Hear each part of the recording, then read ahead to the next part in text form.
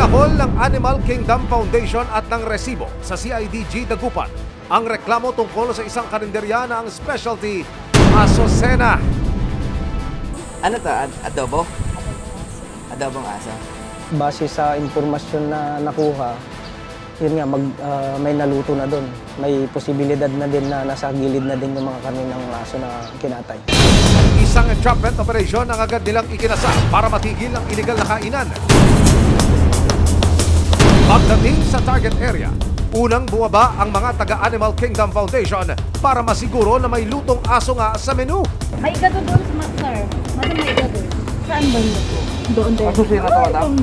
Sa di kalayuan, nakastay at wait mode ang CIDG kasama ang Mapandan Police.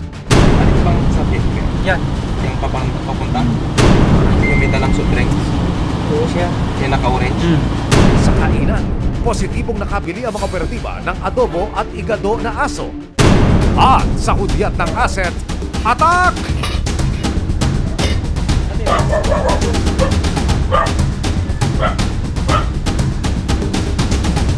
Kinausap ng mga operatiba ang may-ari ng tindahan, itinago namin siya sa pangalang Zenny.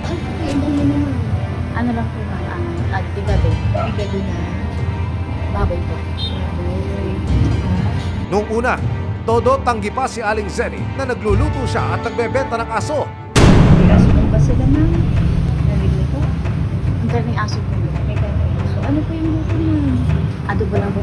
Adobo lang po, aso pa rin yan ate. Sa likod bahay, halos bumaliktad ang sikmura ng mga operatiba sa nadatnan. Nilalangaw ang isang patay na aso sa semento. Nakuhanan po natin siya ng isang patay na aso. Nakita namin na nakagapos pa yung aso yung kamay patalikod.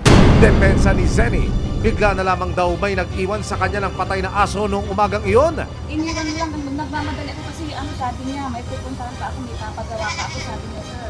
Eh, hindi ko pa ginagalaw kasi nagtataka ako, hindi naman kami nagkakatin dito.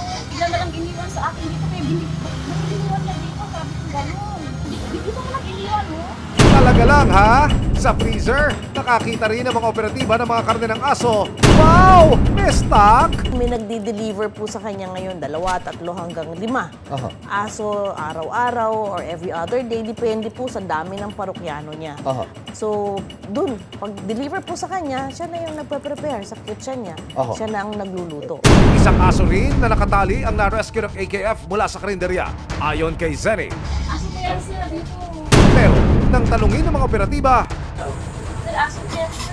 Magkakain yung aso ko to. Ano yung anong pangalan? Walang pangalan. Hindi ako magpapangalan ng aso. ay naku ate, huwag mong sabihing adobo ang pangalan niyan. Natahin mo, tapos yung tali ko niya, lubid, masakit po yan sa leeg. Ate, talaga. Ito no. Pero may karinderya ako, pero naman payat. Hindi kasi hindi sila hindi sila mas sa Gutom na gutom nga eh. Sumabot dito. Sumubusog eh. Siyempre sir, hindi ang pinapakain ko. Ilang basyo rin ng torch ang nakumpiska kay Zenny. Ano lang yan sa pag-iin lang sir. Hindi ako magkakain. Sa dami ng mga resibo, lumulusot ka pa ha? Nakuhanan po natin siya ng isang patay na aso, tapos isang buhay na aso, tapos yung may mga karni ng aso na na-chop na din ma'am, then yung mga ibang luto ng binibinta niya doon sa may karinderya niya ma'am.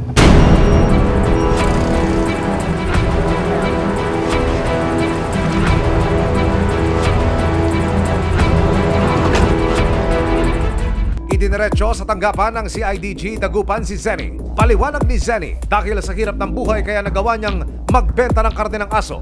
Yung sa pagtitinda naman po kasi alam ko may mga baboy, manok, pero ang liit-liit naman po kasi ng mukhaan ma'am. Ang liit-liit naman ng income doon. Saka mahirap po kasi itinda yung, marami na kaming nagtitinda ng manok sa baboy, sa gulay. Halos hindi po maubos yung 1 kilo sa isang araw, yung pagkain po namin sa kabaon ng mga anak ko. Saka siyempre yung pangangailangan namin mag-iina.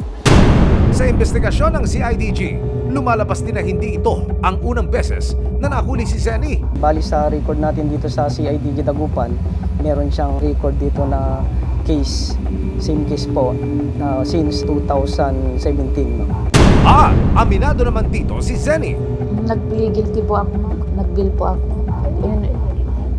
Nag-ano po ako. Oo po yung ganun.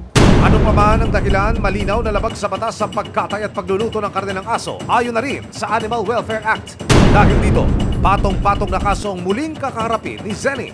Ano ang kaparusahan dito sa katulad yan? Yung mga nagbebenta? Tatlong aspeto po yan ng iba-ibang batas. Yung Animal Welfare Act po, doon sa mga naghuhuli, nangangalakal ng buhay na aso. Yung mga nilalagay po yung aso sa sako, no?